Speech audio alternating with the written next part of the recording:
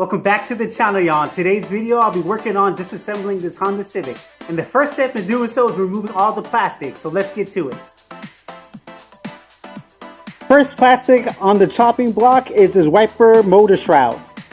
First, what I have to do is remove these wiper blades, which is, they take 14 millimeter each one. So there's two of them. So once I remove them, then I can get to the plastic underneath.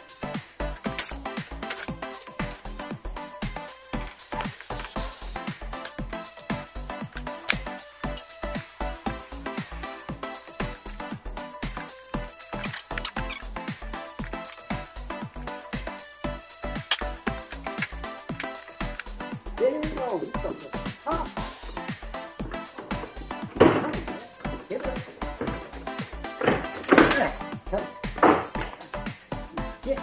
And there you go.